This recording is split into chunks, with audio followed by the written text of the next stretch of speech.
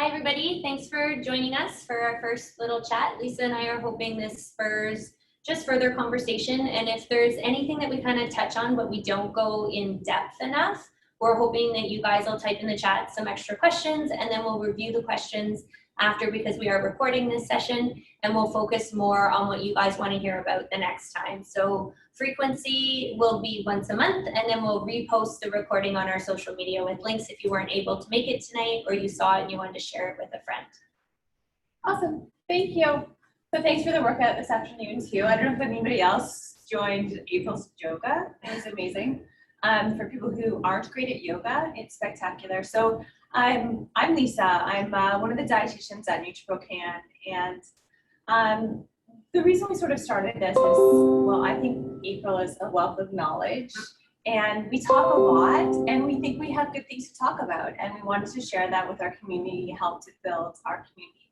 So my introduction for April, for those of you who don't know her, so this is April Crake. She's a personal trainer and fitness instructor and owner of High Ignition Fit Lab, which is a boutique fitness experience in London, Ontario, as well as, since COVID, live pretty much anywhere in the world. High Ignition specializes in finding personalized approaches for really busy people. It is one of my favorite places to go, and we know that we're all busy, and they find a way of making fitness fun and accessible and fitting with your schedule. So one of my favorite places. Thank you. Well, we try to make it enjoyable. Exercise can be painful sometimes, but the atmosphere makes a difference. So April, why did you decide to open your own gym? Well, so I grew up in a very active household, and at a young age, I realized for me, physical fitness leveled me. It definitely helped with my mental health, my level of anxiety, my ability to focus with school and other tasks. And whenever I let it slide or it wasn't a huge part of my life, I found I struggled emotionally with sleep and with relationships, whether it be romantic or family or at work or focus during school. So it's fitness for me is medicine, and I think for a lot of people it is. Yep, I definitely resonate with that. But okay, fitness is part of your life. Why your own boutique gym? What was it that drove you to want to create something that is yours and unique? So when I was in high school or public school and I was part of a team or a dance troupe, there was that connective glue that pulled you all together. We practiced together multiple days a week. You created relationships. It made meeting for really hard, grueling workouts a lot more fun when you were going to meet up with people that you liked spending time with and that you've created bonds with. And it also pushes you past where I think you would push on your own. So it's a very particular animal that can solo train and really truly push themselves to their full potential. I think we probably all experienced it during Zoom. We thought, oh my gosh, this is fantastic. All my favorite fitness classes have gone online. I'm going to work out twice a day, 7 days a week, because I don't have to drive to the gym. I'm not on a wait list. I can get into my favorite teacher's class. And as COVID was extended and then extended again and again and again. And maybe again. And we're not sure what the future holds. I do know a lot of our regulars appreciated us flipping online very quickly, but they really missed being in the studio, being around humans, having their tribe, their family, their favorite instructor in the room, exploding energy at them, screaming at them caringly, motivating them. So it's definitely not the same experience working at home, but you can stay active with our Zoom classes, but I know I prefer to be around people and find it motivating to be in a group. Now, the boutique fitness is different in the aspect that the classes are a lot smaller. We can poll our audience to figure out what they like and don't like, and we can pivot a lot quicker than a larger establishment that has many levels of management and they have set programs. So we really try to tailor what we're offering to our clientele, specifically on what feedback they're giving us. It also creates accountability because in the big gyms, you can be in a class and 40 or 50 people. Yeah. So if you don't show up to the class you intended to, there's not really any consequences. But if you don't show up and there's 7 to 11 spots, your instructor's going to notice that you're a no-show. Your regular Bob that's on the mat beside you is going to text This is you. something that I love but hate about going to high ignition. It's like sometimes you just want to sneak in and they're like, "Hi, Lisa," and you're like, "Oh no, she sees me. I got to turn up the tension." Yeah. But then it's awesome in the end. Yeah, so it pushes you, right? You're accountable while you're there. It makes you show up. We do have a pick a spot feature, which I find if you're new to the city or you're new to fitness or our gym in specific, a lot of the fear of showing up and not knowing where to go is negated. We have an amazing operating system. Wellness Living has given us the ability that when you book a class with us, you can see a bird's eye view of the room, and then you can pick your specific spot. So if you love to be front row, right in the instructor's face, you want them yelling at you, you can pick spot 1. If you'd rather disappear a little bit and be in the back under the fan, a little further away from the speakers and the yelling, you can do that as well. And it motivates people to sign up earlier because human beings, as you know, are creatures of habit. And by signing up earlier, you get your favorite spot. If you sign up late, you get what's left. And if you're on wait list and somebody cancels, you get thrown into whatever spot was canceled. So you hit on a spot that I see in my practice and what I do sometimes is that people see health as a priority, but on a day-to-day basis, they don't always see it as a priority, right? It's like, oh, I should go to the gym, whatever, maybe tomorrow. You have always made health a priority. It's one of the things that I really love about you, and I think why we get along so well is health is always a priority. Something else that I really love about you is you really no bullshit, no bull crap approach to life and and more might come out. She's from Northern Ontario. So yeah, you know, bullshit approach to yourself as well as other people. You have a way of kind of seeing through everything, and without being mean, being able to see the truth and pull it out of people. Where did this approach come from, and how has it kind of served you? Well, I think part of it I was born with. I have mild Tourette's. So when I feel my EQ is pretty high, when I'm talking with somebody, I'm asking a lot of questions, and then I'm asking more questions, and that usually gets me to the deeper meaning of what somebody really wants. So during a lot of consults for PT, people will come in with an inflated idea of what they want to accomplish from their personal training sessions or from joining our group fitness. And a lot of it is spurred from social media. They'll be like, I want to look like this. And it's actually we see that. a fitness model, right? Like the 6-pack, it's what they do for a living. They've sacrificed more than you can possibly wrap your brain around in social lives for meals and celebrating and family to maintain that. And it just really isn't, not that it's not achievable, but it's not realistic for most people. So bringing people's expectations more in line with what they're willing to sacrifice, I think is key, because when you set somebody up with goals that aren't immediately attainable, they lose motivation and they quit. So just really digging and asking questions, truly what are you willing to sacrifice and change? And then showing them the results they can get from making those changes. And that might just be the first step in their fitness progress. They still might make those changes, get lit up, be excited, and go to the next level. But we want to make them achievable in a shorter period of time, 6 to 8 months, so that they stay motivated. So that's the kind of no bullshit approach that you use with people, but you somehow do it with yourself. So I know personally, I can bullshit myself a lot. I try to call myself out. Luckily, I have friends with you, like you, who will call me out, but you have that approach with yourself as well. How do you maintain that? How do you see your kind of bullshit of things that you tell yourself, see through that? And to me, what that leads to is you kind of crushing your goals. But how do you do that? I mean, when you see me, I'm in my glory. I'm in the gym. It's my happy place. I could work out 6 or 8 hours a day if it was acceptable and I didn't have to participate in the rest of life. So I think when you're really passionate about something and good at something, if you want to transfer those habits to something that you struggle with, that's where you need to start. So not everybody loves fitness, not everybody loves working out. So you have to find what your internal deep motivators are for wanting to make changes, to lead a healthier lifestyle, to change your nutrition, to change your workout habits.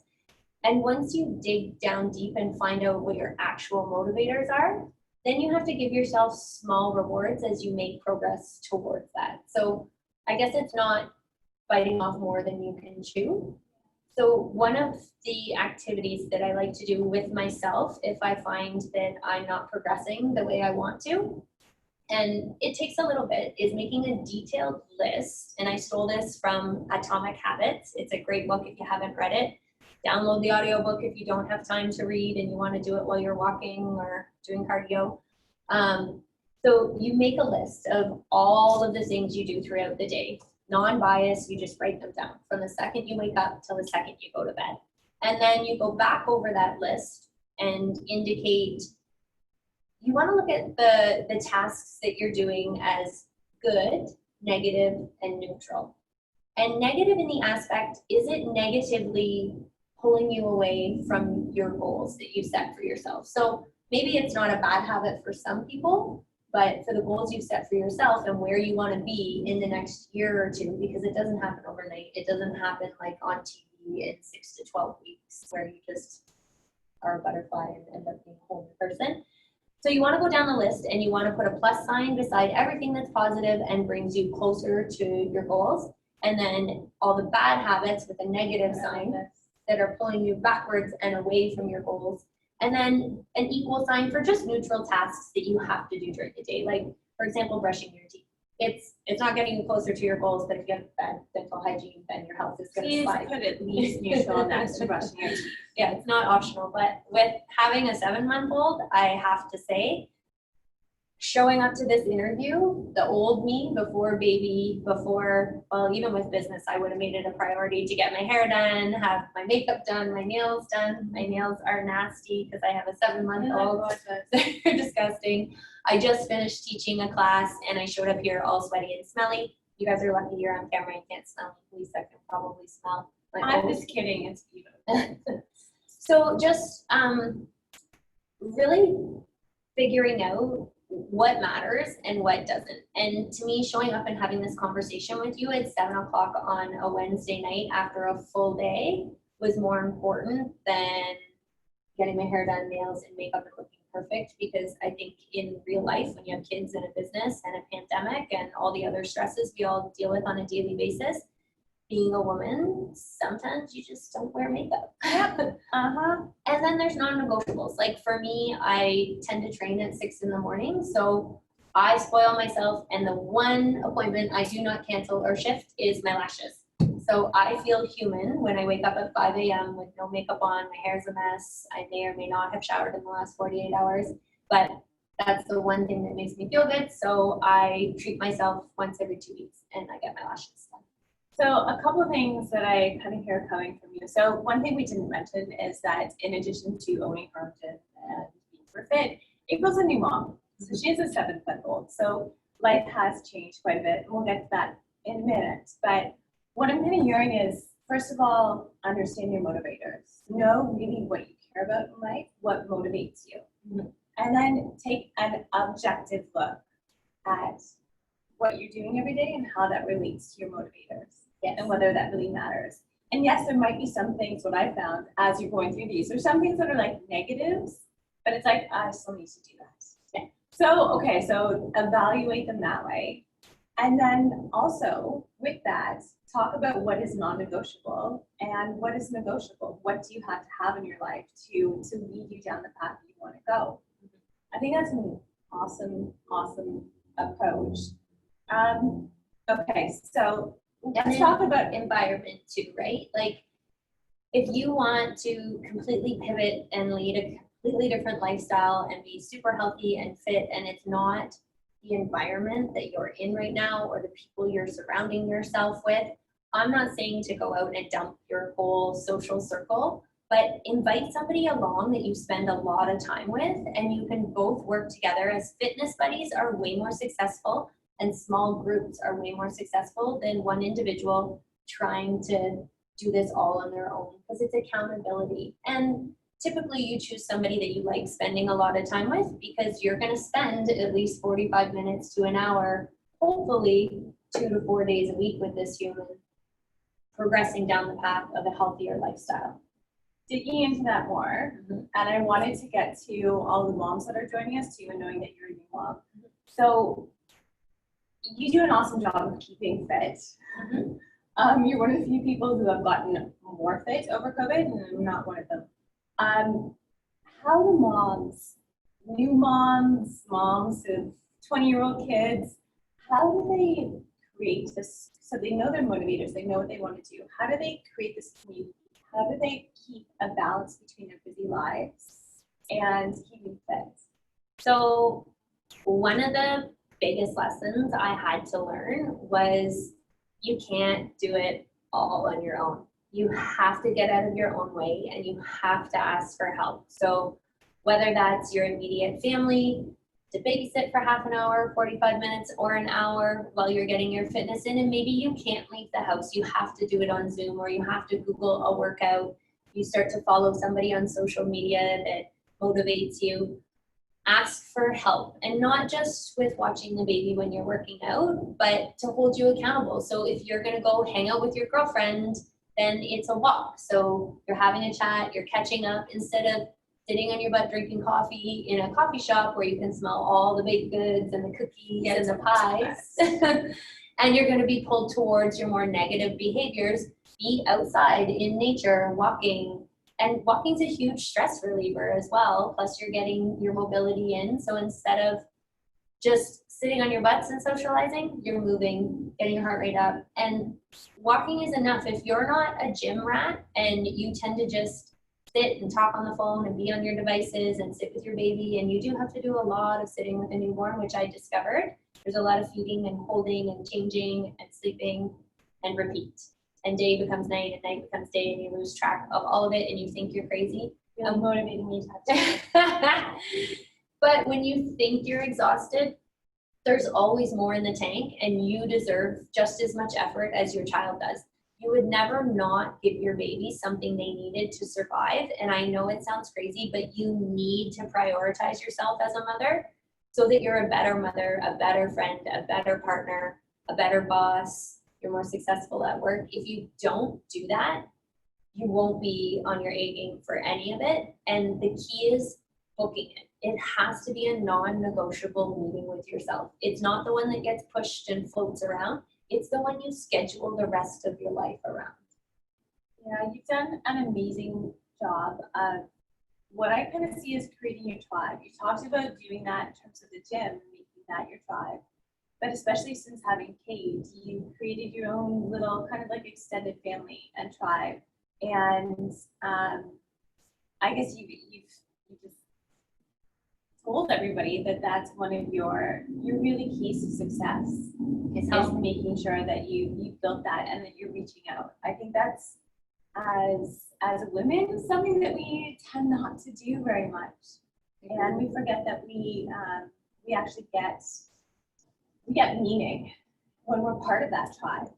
So you give people meaning when you ask them to do something, when you give them a role. It's kind of like, we know this with our dogs, right? If we give them a role to go pick up that toy that I just threw for you, it gives them meaning. Purpose. And we're the same way. I appreciate when you ask me for things and it makes me feel like I'm part of something. So Lisa's an amazing cook, and several times during the first couple babysitting, not so much, but cook.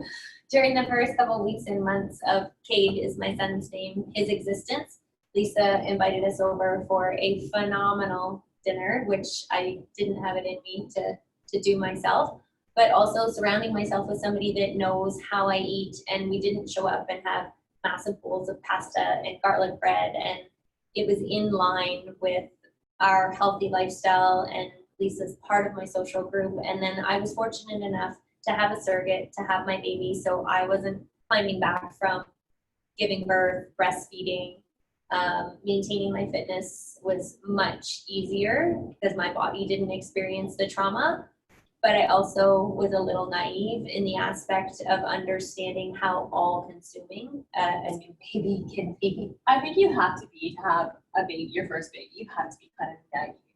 Ignorance is bliss. Ignorance is bliss. And then with COVID, I had planned on taking 4 weeks off and having a nanny and going back to work. Well, that didn't happen. We got shut down. My nanny wasn't allowed to come to the house, and all of a sudden, it was me and the baby. And again, I still had to figure out how to stay moving and active. And Hannah, my operations manager, pushed me to get everything online at the gym.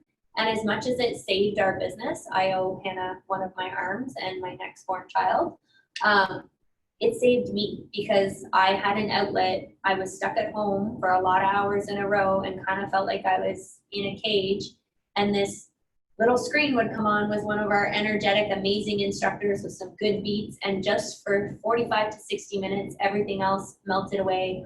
I handed Kate off to my mother. I'm fortunate enough that my mother lives in London, or my husband, and it wasn't negotiable. I was a lunatic if I didn't get my movement in. And if you can't pass the baby off, I've also at the cottage put him in his carrier. Jeff's gone to do his workout, and I do stairs for 45 minutes with Kate strapped to my chest. And he is not a small baby. He's 7 months and 20 pounds. So my heart rate was jacked. I wasn't running them like I normally was, but I was moving. My heart rate was up. I was sweating. I was spending time with my son. So just being able to pivot when you're given a situation that isn't ideal or what you planned for, there's always an alternate choice rather than giving up. And if you don't know what it is, then reach out to a professional or a friend that you know is good at it and ask them what they did to stay fit and active when they had a newborn at home. So you just overcame a bunch of typical barriers that we feel ourselves, or sometimes I know I hear from clients as well. So lack of time and childcare, especially through COVID, like a lot of people didn't have their babysitters, they didn't have their nannies, they didn't have family to help take care of the kids. Mm-hmm. Maybe lack of access to equipment. Are there any other barriers that you hear from people? I would say time is number one. I don't have time. So doing that task list that I mentioned and really being honest and raw with yourself about where you're wasting time or where you're relaxing. And if you really truly want to make changes, it doesn't have to be a full 45 or 60 minutes. It can be 20 minutes in the morning, 20 minutes in the afternoon, and 20 in the evening. Or you can start just with 20 minutes in the morning if you're doing nothing at all and you consistently do that 20 minutes 5 to 6 days a week, you're gonna see an incremental change. If you can change one tiny little thing, 1% of your behavior, that compounds every day. And within a year, you're going to see the results of that. In 6 weeks, you're not going to see it. So don't get frustrated. Be patient with yourself. Be consistent. If you have a bad day, it's not all blown to shit. Don't give up and do the next bad day and the next bad day. Start fresh. Start again with what you know works and get right back on it. So the difference between, I think, really successful people and people that struggle are successful people aren't perfect 100% of the time, but when they screw up, they don't repeat it. They don't keep doing the same thing over and over, expecting different results. That's literally the definition of insanity. If you keep doing one thing and you're not getting to where you want to be, stop doing that one thing, right? I totally, absolutely agree. And I think that that resonates what we talk about with nutrition too. We have this very black and white, I'm all in or I'm all out. If I can't eat perfectly, then I just eat crap kind of approach. And the same thing with working out. I don't have an hour to work out, so I can't do anything, which that's not true. It's kind of cannibalizing your goals in the end. And the same thing with nutrition. Every bite counts. So every vegetable you put in your mouth counts towards eating a vegetable and maybe eating less of something else that you don't want to eat. So I love that sort of, easy approach to things. Something else that I wanted to get you to do. Okay. So, sometimes I do struggle in my day, and I'm used to I have an hour to go running, or I have an hour to work out, or even more. Mm-hmm. Lately, that has not happened. my treadmill broke the first weekend of COVID, Of and I course. still try to make it in. It's terrible. My house is like a block from her gym, but sometimes I don't make it in. And I know I've gotten this from clients as well, and I've sent them some of the videos that you have online. But I was wondering if you could show us, you taught me before these kind of like basics to an at-home workout, how you can build your own workout so you don't have to necessarily always have like a video that you follow. So could you share with us what that is? So anybody that's worked out with me as a personal trainer or even in my group fitness classes, I have this like fail safe, no matter how tired you are, because planning a workout can be a lot of effort too. And if you're not a fitness professional, you're like, oh, I don't know what to do. There's too much information on the internet. I'm overwhelmed. I'm just not going to do it. So follow these very simple steps. You need 4 moves, all body weight. So the only thing you actually need is your body. You don't need any equipment. I like to start with sit-ups, push-ups, burpees. It can be a modified burpee, so you don't have to jump. You can step and walk. And deep squats to drop your heart rate. And I call it a drop set. So depending on your time that you have available and your fitness level, don't pick an asinine number that you're gonna wipe yourself out and not finish. So I typically start clients at 8 or 10. So you do descending repetitions of these 4 exercises. So you would do 10 reps of sit-ups, flip right over, go into your push-ups, 10 reps, burpees, squats. The squats are your rest. There's no break between the drop sets. And then you go back to the beginning of those 4 exercises and you do 9. And then you do 8, 7, 6, 5, 4, 3, 2, 1. Now, if you have access to cardio, either a skipping rope, stairs, a treadmill, if you're lucky enough at home, you can interject bursts of cardio between your drop sets. So you would do 10 push-ups, sit-ups, burpees, and squats, and then you would hop on your treadmill anywhere from 60 to 90 seconds, or you would skip, or high knee runs, or kick butts, or skaters, or insane boxing, or dance like a lunatic, whatever you want to do for that light cardio move. And that'll extend your workout. It'll get your cardio in between your strength moves. So I can do a quick example of it. And once you've mastered that and you can go from 10 all the way down without resting, you can have a quick little sip of water in between. Then you want to change those exercises by either making them harder, or you can honestly go on Google body weight exercises, pick 4 random different body weight exercises and do it all over again. This formula works for almost any body weight exercise, and then any form of cardio you want to drop in between. So I'll start from 6. I knew you would, so we set everything up. Okay, so we'll do a quick example and we will post this on our social media. I'll do a full length workout that you guys can follow along with, and then maybe I'll post more of the body weight for drop sets in the future so you guys can just go on and watch the video. And I will just watch. I did yoga earlier. That's all I need to do.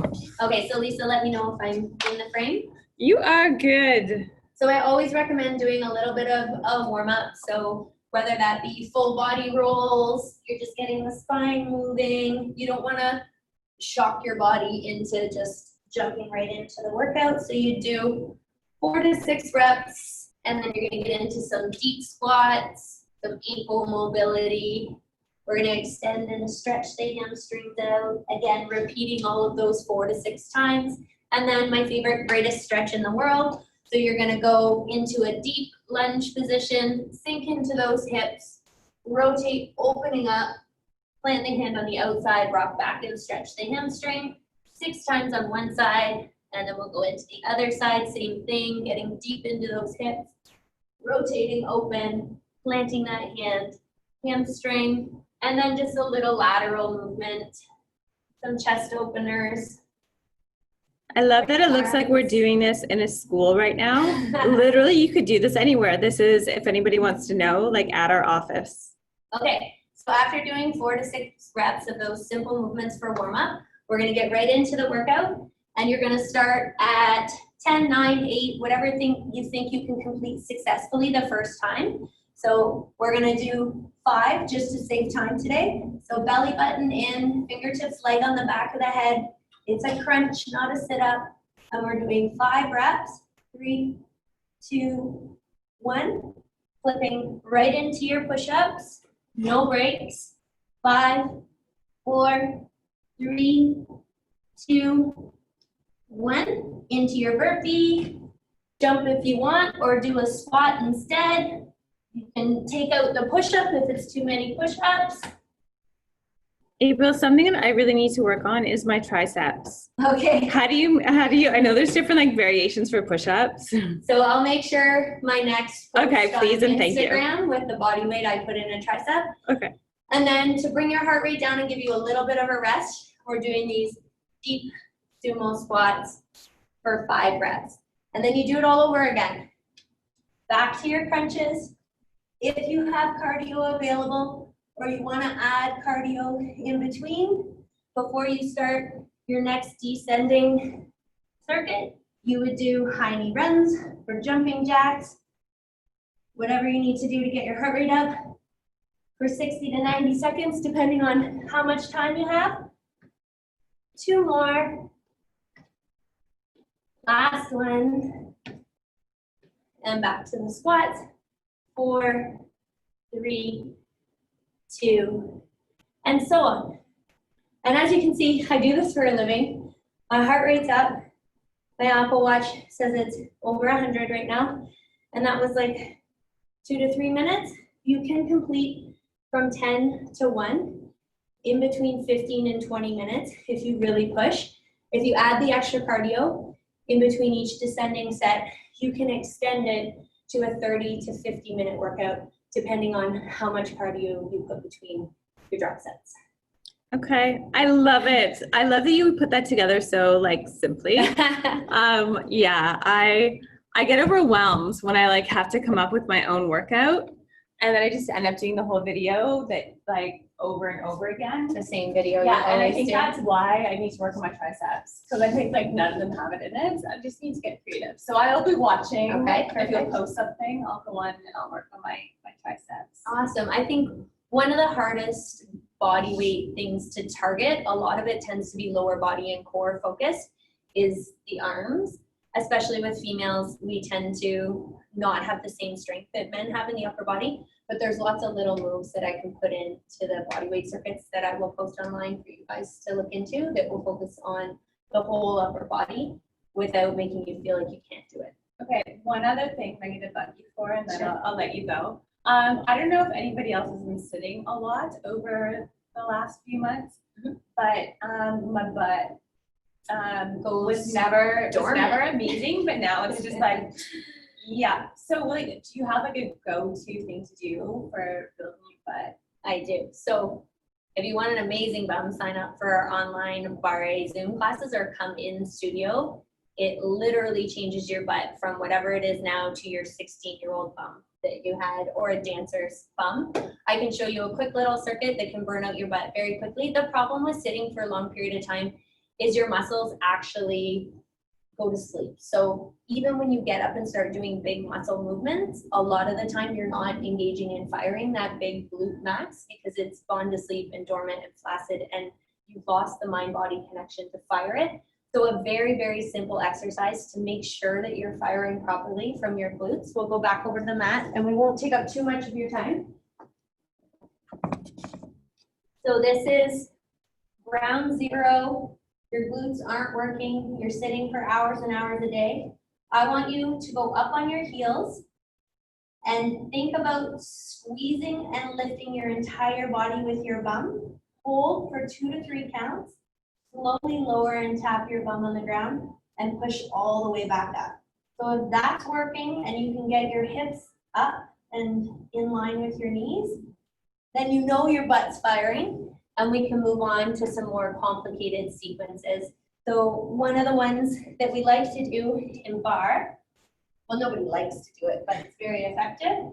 So you're on all fours in tabletop position, your foot's flexed, and you're going into a fire hydrant. Now, the difference with our bar sequences is we start with a very simple move, and then we build on it, and we add a pulse or an isometric hold or an isotonic movement. So we've done the fire hydrant, and now we're gonna pulse.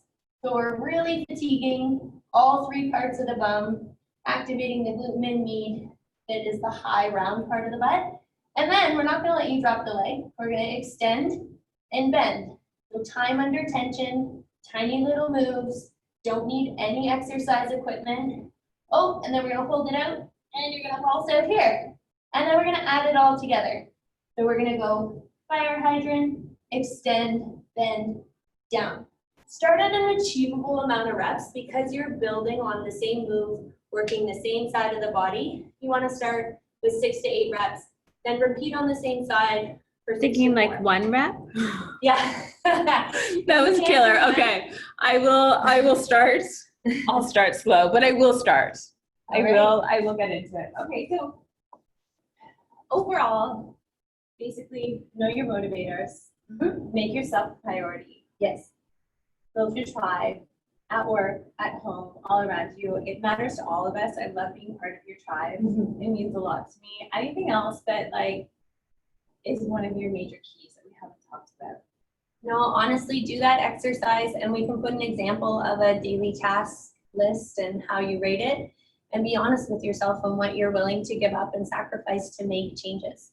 And the more you're willing to change and sacrifice, the bigger changes will come quicker. But if you just want to make minute changes daily, those will compound over a year and turn into a larger change. Be patient with yourself. You don't have to be perfect, but you do have to get back on the horse when you screw up. Yes. Yeah, those are very not super easy to do. But you're right. And we all screw up. We're human. We just have to be open and honest with ourselves. And not always focusing on what you can't do or what you can't have. So one of the easy nutrition tips that I give to people is eat what you normally eat, but add 1 extra vegetable to your plate. Don't touch anything else on your plate until you eat that extra vegetable that you wouldn't normally have, because I find your palate as you work around your plate changes. So if you start with high fat, carby, or your protein that also has fat in it, your palate's gonna want more of that. If you start with your vegetables and you haven't been satiated with the rest of it yet, you're more apt to eat all of your vegetables. And then it sounds funny, but I eat in order. I eat my vegetables first because they're usually not the most exciting. And then I They're eat my favorite part. then I eat my proteins, then my healthy fat, and then my starches. So if I'm still hungry, and then a tip that Jackie taught me, Jackie Walters, she also is a plethora of knowledge, and I'd love to have her on here to have a chat about behavior change, is if you want to have seconds, you have to start that wheel again. So you have to have your vegetable first, eat your protein, eat your fat. Tell people this all the time. I know, you just right? go back for the mashed potatoes. Yeah. No, you gotta go back for all of it. Yeah, and if you can ram all of it back down plus the mashed potatoes, all the power to you, but you're gonna be real full and uncomfortable and probably won't do it again. Yeah, vegetables like heals all in my eyes. They're amazing. Okay, so thank you for joining us. Again, it's our first one, although we talk all the time. But we want to hear from all of you what you're really interested in. Fitness, behavior change, being a mom, I can't help you with that, but I can ask April and some other people. Anything nutrition related, we want to hear from you what really matters to you. So send us notes. We'll be posting more things online, April's workouts, and we will see you again in a month. Thanks for joining us.